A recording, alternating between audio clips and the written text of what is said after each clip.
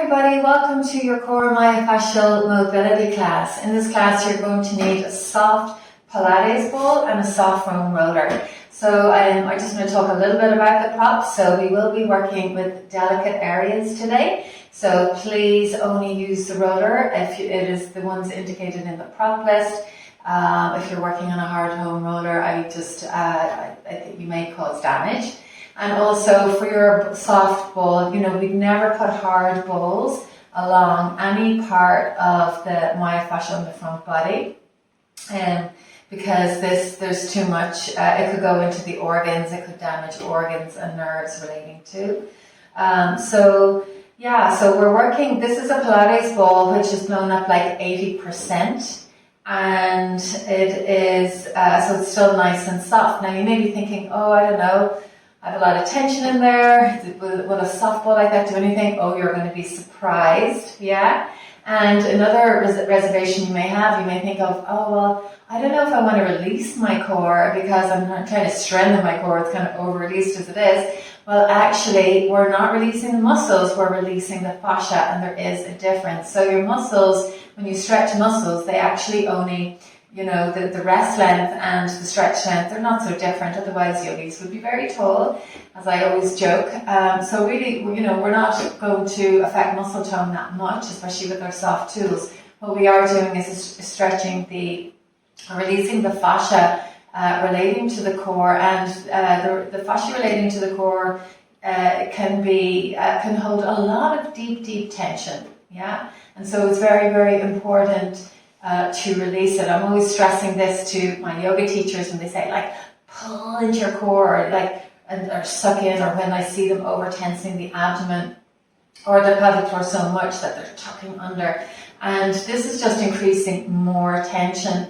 And this tension can have an impact on the blood supply and energy supply to your organs, for example, and can do things like weaken the bladder and the kidneys, etc. So we want to, when we're moving in mobility, apply just a gentle contraction to the abdomen and pelvic floor, but without sucking or tensing.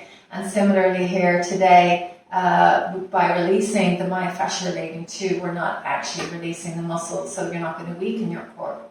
So when we talk about the core, what muscles are we talking about? Well, we're talking about the TVA muscle and the internal obliques. Yeah, so these would be the two of the deeper muscles of the abdominal core.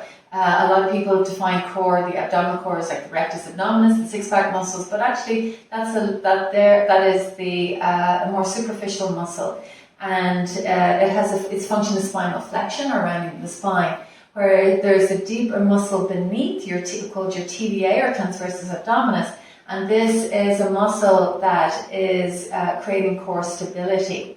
The TVA is also connected with the diaphragm, and we will be releasing the diaphragm today because, again, the diaphragm, like the TVA, can hold a deep held tension.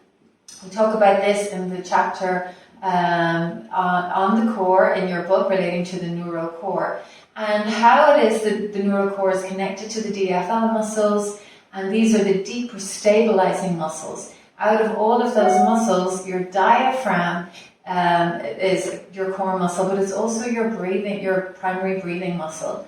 And so this really not only helps the diaphragm, not only is a stabilizing muscle, but it's also responsible to direct prana and life force around your body, and very important to facilitate your breathing, to help you reset your autonomic nervous system out of stress response or out of negative thoughts and emotions. But it can't do that if it's full of tension. So, for example, one of the things that can happen with the diaphragm is with chronic held tension is that it can reverse its movements.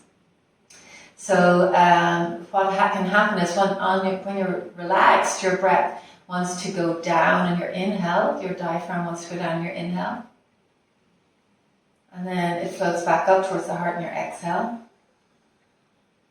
But people holding chronic tension in the body, the diaphragm can move up with the ribs. So it's like that, and then exhale. For sure, the ribs can move up. So on a healthy breath, the diaphragm moves down, but your ribs still can expand, widen up. So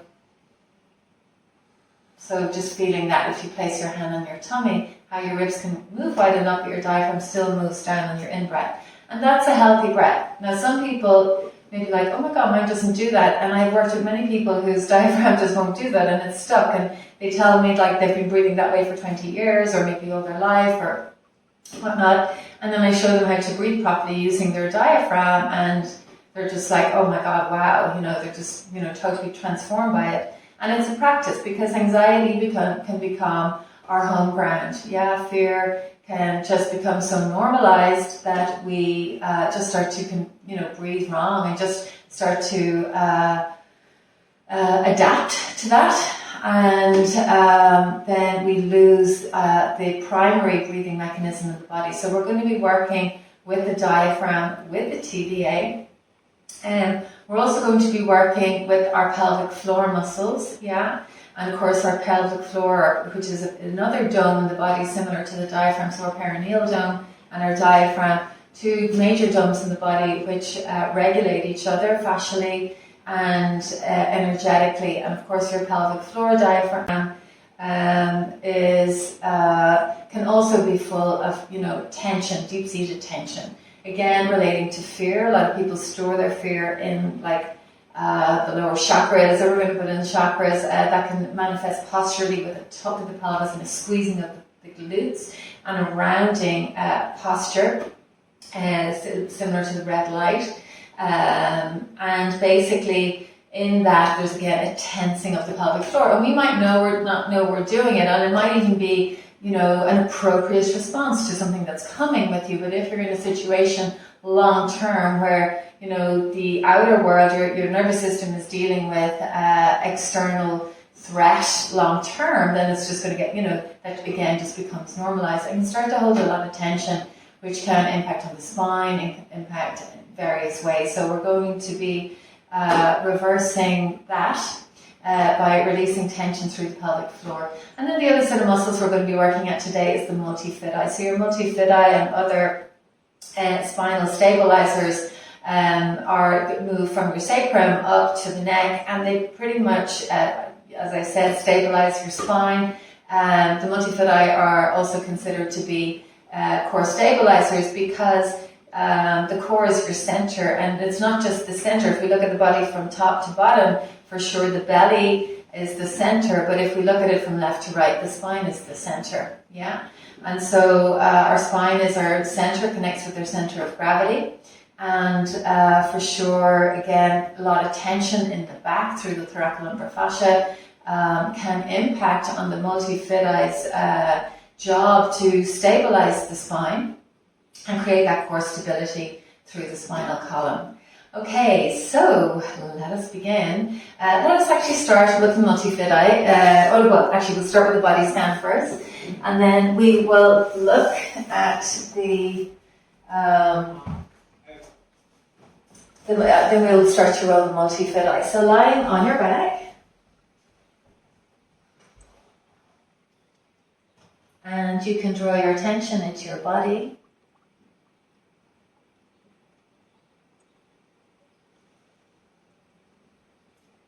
Start to sense and feel down into your tissues. Noticing where your body is in space as you connect with your felt sense and proprioceptive sense. Notice if your feet feel like they're pointing equally out to the corners of the room. Do your calves feel equally weighted? Can you feel the back of your thighs connecting with the earth below? Or are your hamstrings raised above the ground? Is your weight heavy on your tail or distributed evenly through your buttocks? Is your lumbar arch lifting above or below the navel more? Do your base ribs feel rooted down? Is the weight on your scapula evenly distributed from right and left, top to bottom?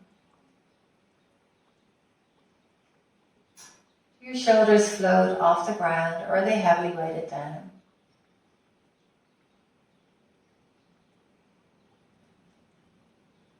Does it feel like your arms weigh evenly onto the ground?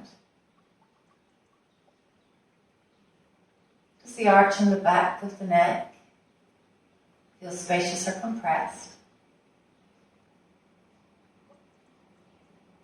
Is the weight of your head behind the bridge of the nose?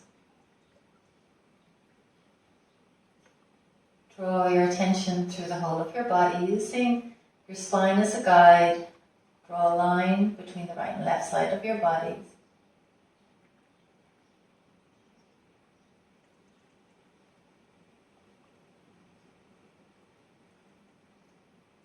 And start to feel if the right and left side feel evenly weighted.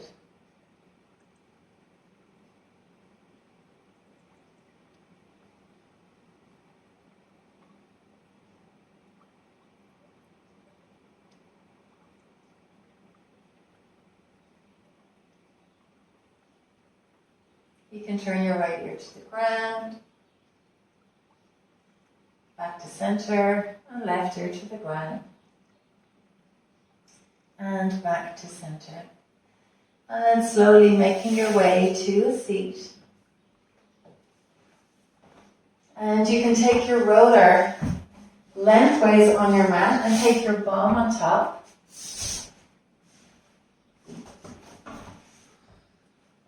And lying down, so your sacrum and your head are on your roller, and your feet are lightly pressing down. Allow your shoulders to drop back. And just sensing into your spine on your roller, and where your spine meets your roller as you connect with your spinal stabilizers. You should feel the sacral and thoracic area more weighted down, and the arches of the lumbar and cervical lifting off your roller. Take your left hand to your belly and your right hand to the base of your ribs, or just below your chest. And inhale, and feel your hands move away from each other. And exhale, allow your hands soften back towards each other.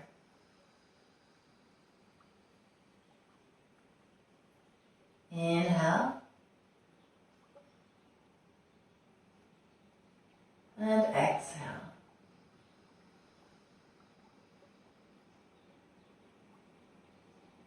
Inhale.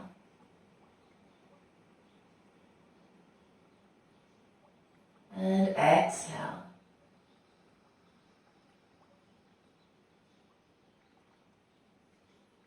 Inhale.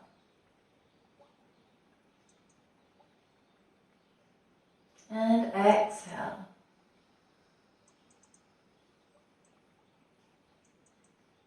Inhale.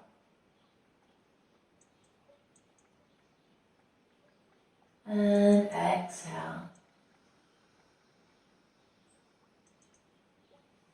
From here, take your hands down by your hips, and we'll do a tuck and tilt.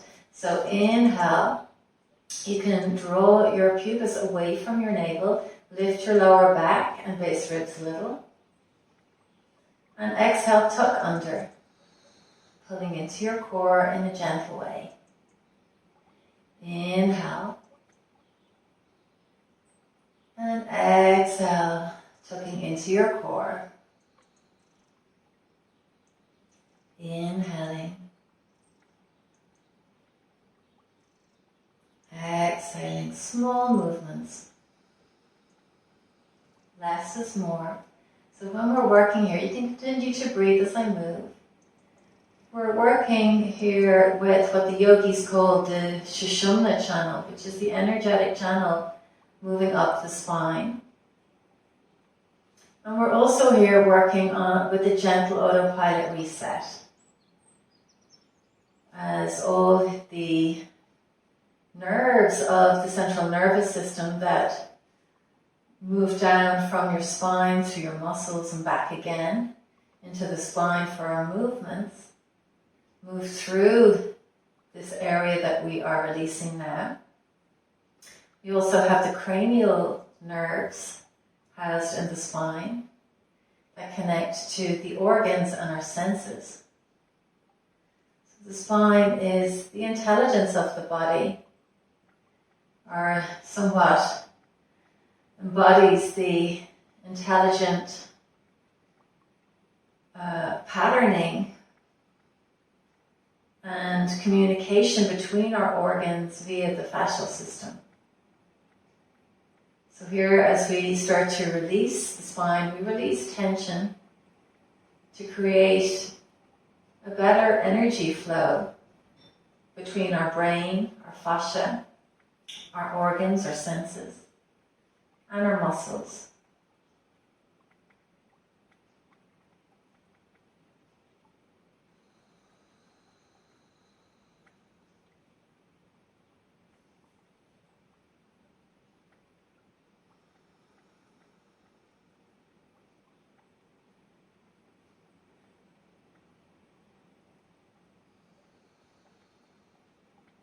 And then take your pelvis to neutral, coming back to just a small lumbar arch. And then from here, you can keep your hands on the ground and then just roll from your hips and shoulders to the right and to the left. So your hands and feet can help stabilize your body, but you're trying to move from your navel.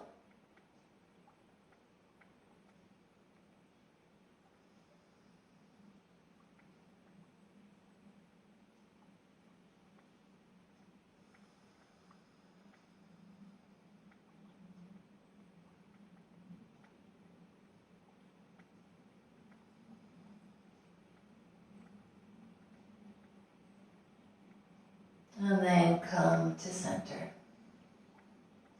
From here, you can gently roll onto your elbows and take your myofascial release tool away and just lie on the back and take a breath. So from here, draw your heels into your bum and make your way up to a seat. Okay, so we're now going to start to release the core. So I mentioned the TVA and the diaphragm. We'll also be releasing the internal obliques. All of these are the deep layer of myofascia. And we'll also be working with psoas release. Yeah. So the psoas is also very much connected to the TVA and the diaphragm.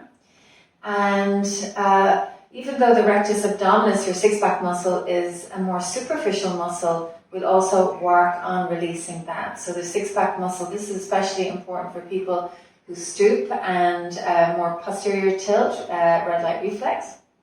And rectus abdominis, trigger points in your rectus abdominis can actually mimic pains like angina and stuff like that. And they can create things like upper digestive stress and excess bile, angina, these kind of symptoms. So it's important to release the rectus abdominis, even if you're like dedicated to your six-pack, you don't want to have tension in your six-pack. Yeah. Okay, so let us start. So point one is the navel point. So taking your ball to your navel, and here we are working with the rectus, the TVA, and we'll just start here by allowing our weight to fall down into the ball as feels comfortable. And then inhale, push the ball away as you inflate the belly. And then exhale, allow your belly to deflate and the ball to scoop up into your belly. Inhale, belly inflates. Push the ball away. Exhale, belly deflates.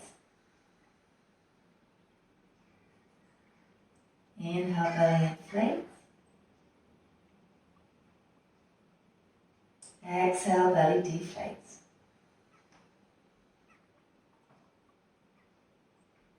Inhale, belly inflates. Exhale, belly deflates. Okay, so from here, just curl your toes under, walk your elbows an inch forward and roll up. So you're now on point 2. And this is the space between your navel and your pubis. So you should feel your ball gently touching the top of your pubis. You're working with the rectus abdominis and TVA, which connect down into this area. We're also working with the psoas as it merges with the iliacus, yeah, and to some degree also the obliques. So same technique, inhale, belly inflates. Exhale, belly deflates. Inhale, belly inflates. Not to mention the digestion and colon. Exhale, belly deflates. Inhale, belly inflates, giving your intestines a massage. Exhale, belly deflates. Inhale, belly inflates. Exhale, belly deflates. And then from here, start to roll down, come back to your navel, and then we'll go up to point 3. So point 3 is now connecting into your diaphragm just below your ribs. We're still working with the myofascial of the rectus abdominis and TVA here as well, as both attach up onto the xiphoid process at the base of your breastbone. So again, inhale, belly inflates. Diaphragm down, if you can even sense into your diaphragm movements here. Exhale, belly deflates. Allow the ball float up into your myofascia. Inhale. Exhale. Inhale. Exhale. Inhaling. Exhaling. Okay, so from here, we're going to stay in the area of the diaphragm and just move over. So you're trying to like tuck the ball into the side of, under the side of your rib. And we'll just take a few breaths here. Inhale. Exhale. Inhale. Exhale. Inhale. Exhale. And then extend your left leg straight, back to center. And you can bring your right knee up again. This is comfortable for you. And tucking it in under the left front ribs. And breathing here. Inhale.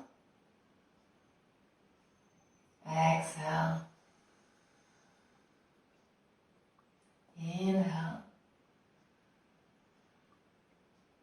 Exhale. Inhale. Exhale. Inhale. Exhale.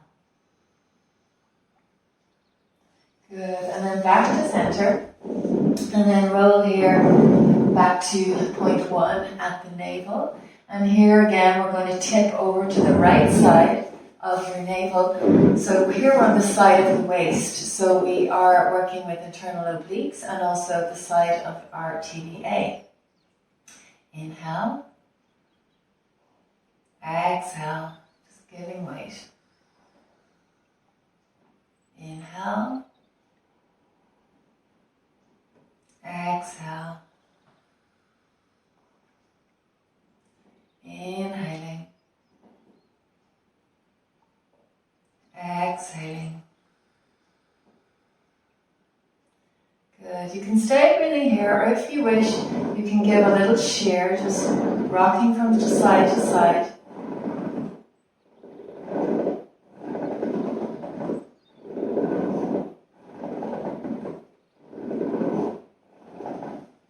Good.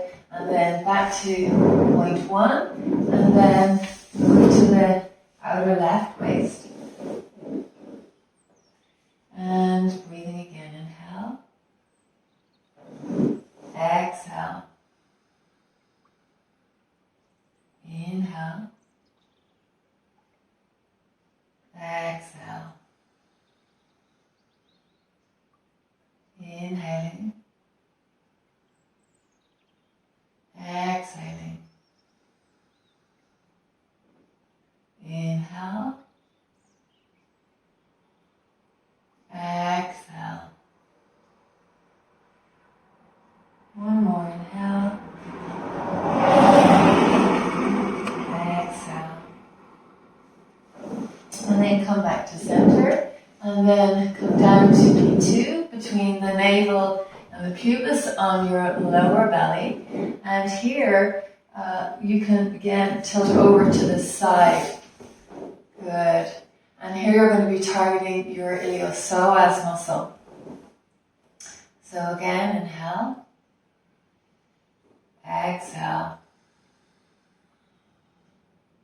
Inhale.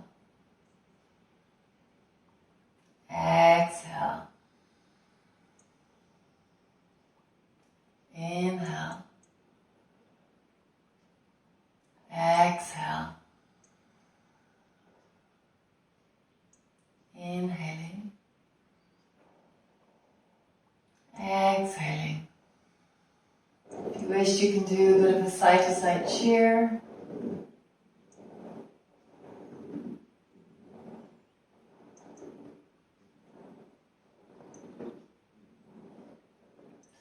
Good, and then back to center. Bring your right knee up, roll to the side,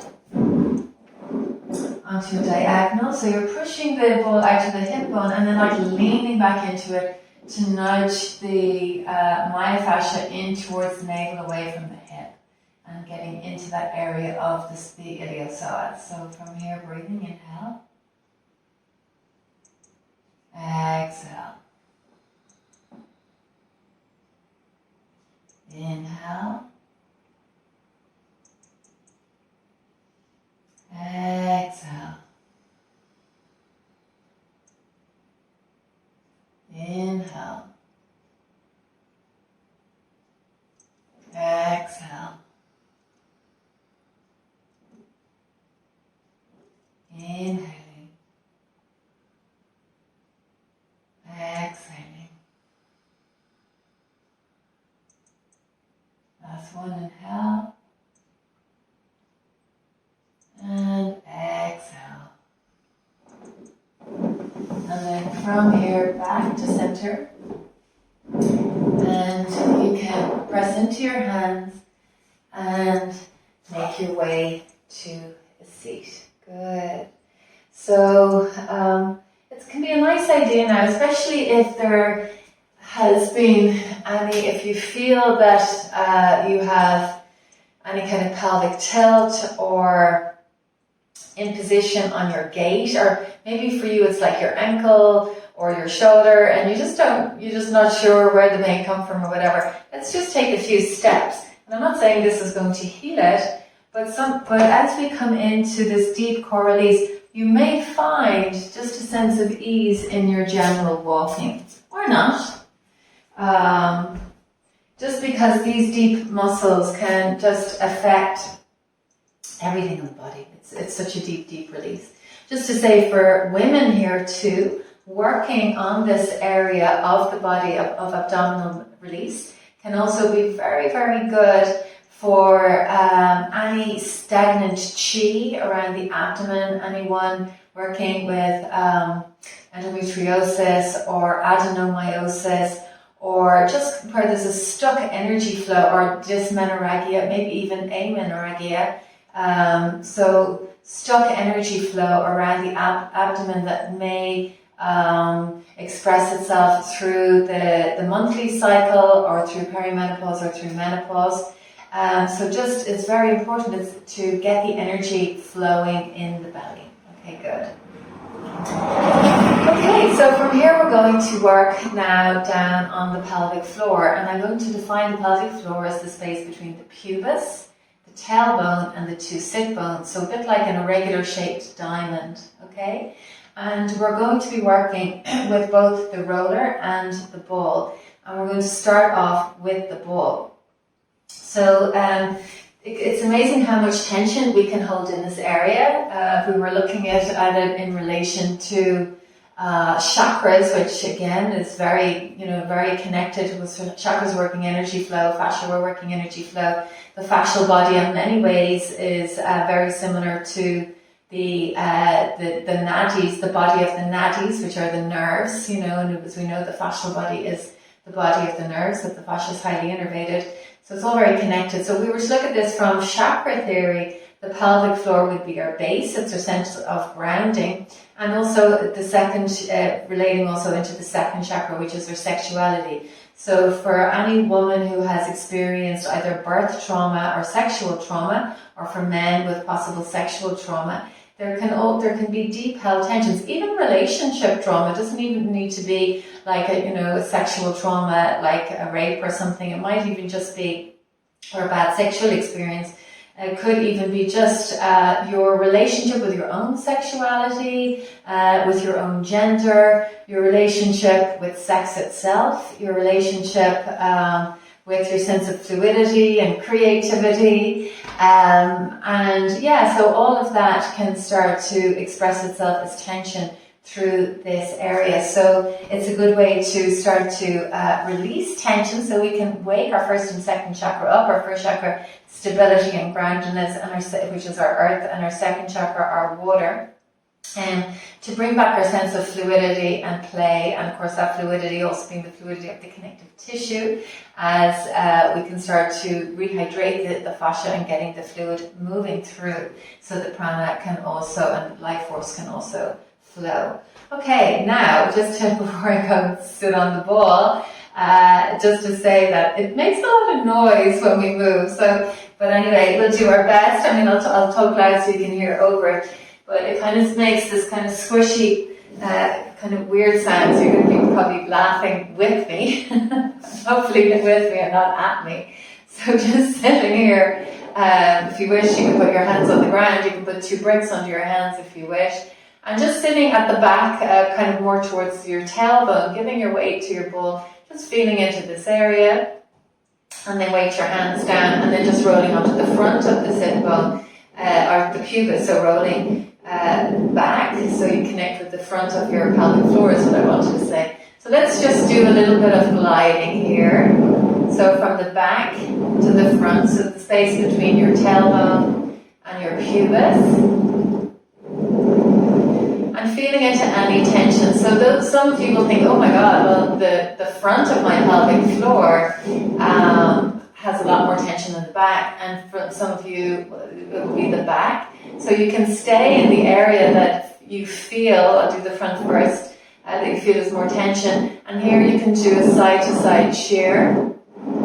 So this is on the front, or I'm going to roll back and do the same thing. So here when I'm on the back, I'm really working like the space between the sit bones, where we have muscles like the piriformis, the external rotator muscle, connecting into the posterior pelvic floor.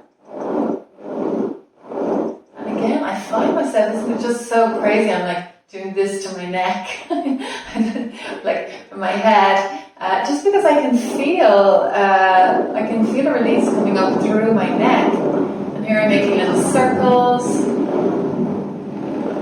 So this is, of course, explained by the connection of the dome, so the perineum,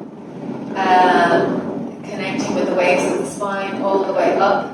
And like in physio, it's called opposite joint theory, how the sacrum and the neck are connected.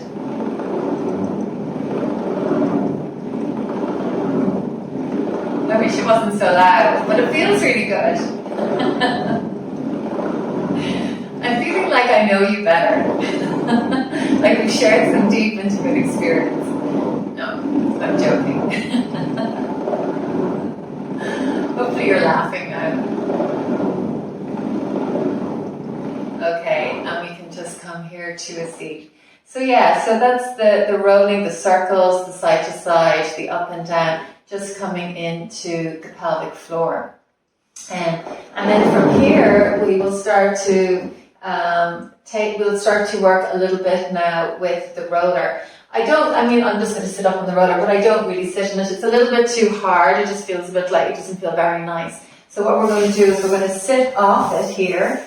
So I'm just bending one knee. You can take your hand on a block if you wish.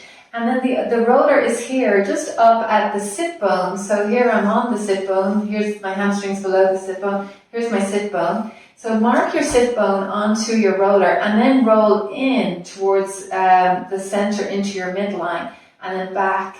So you can do these sliding actions. So you can see I'm just moving my leg forward and back about 2 inches as I roll. You doesn't have to go over the sit bone, especially if even though it will be fine on this roller, but it's really between the sit bone and the midline. So coming into that deep inner groin, holding any fascia there. And then we can hold here and start to create an indirect shear internally and externally rotating the leg. And here, as we point the toe, it's easy to internally rotate here for me anyhow, but I guess because of the tip. But as we externally rotate, I'm firming my external rotator hip muscles and starting, so I'm strengthening those as well, and just releasing any fascia as I mobilize my external hip rotators.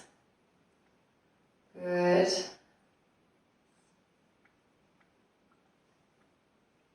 The knee can be bent or straight, whatever is easy. Not going to make too much difference.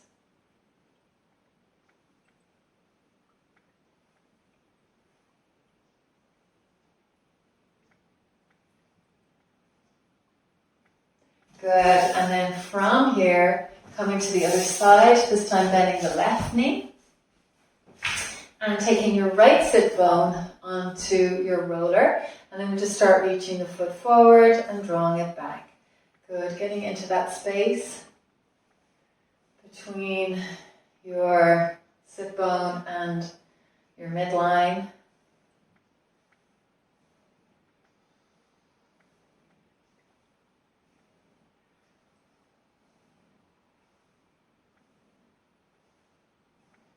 Good, and then from here, if you wish, bend the knee, and then just start to internally rotate, externally rotate.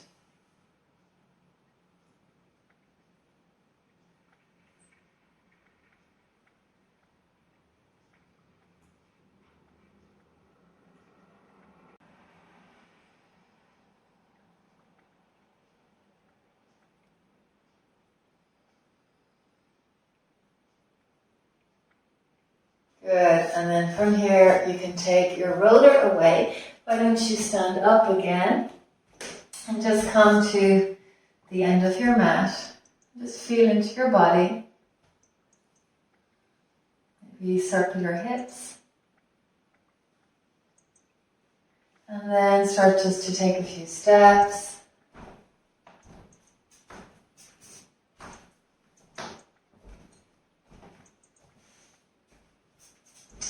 Good. And now from here we'll come back and take our body scan. Lying on the ground.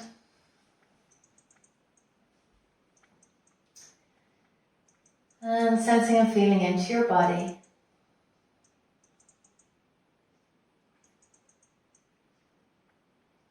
As you feel into where your body meets the ground, noticing if your toes feel like they're pointing evenly to the corners of your room.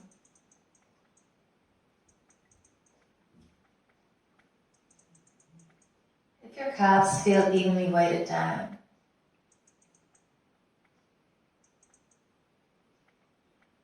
If the back of your hamstrings feel like they're connecting with the ground.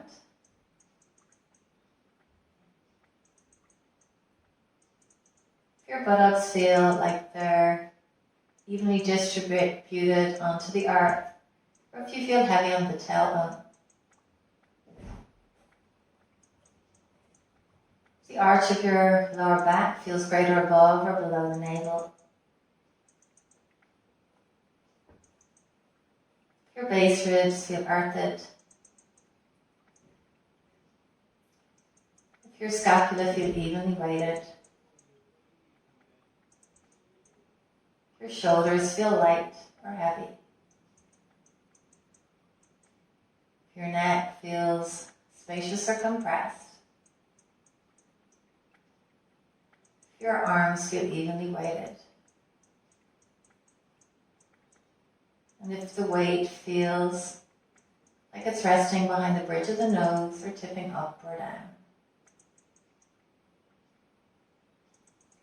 Coming back now into your center, using your spine as your guide.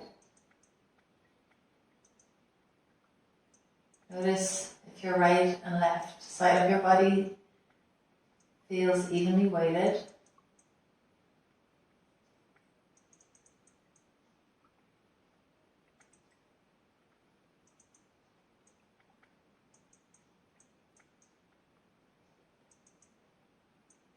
Notice if the quality of energy that you're holding feels even from right to left.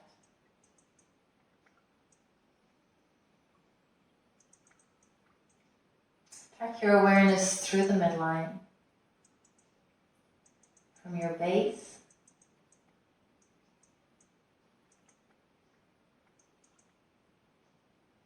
through the lower back, through your base ribs, up between the scapula, through the back of the neck,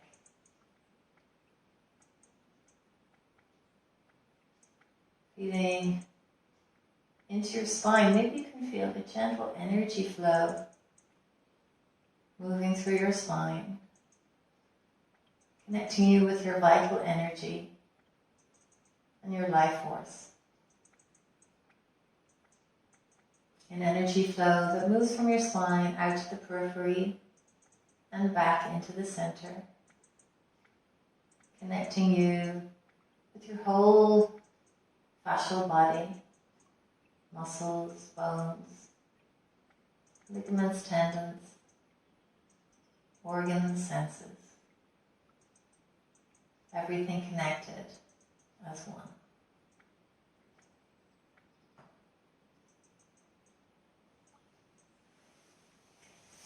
If you feel ready, you can move your fingers and toes and gently make your way to a seat. I hope you enjoyed your core class. Namaste.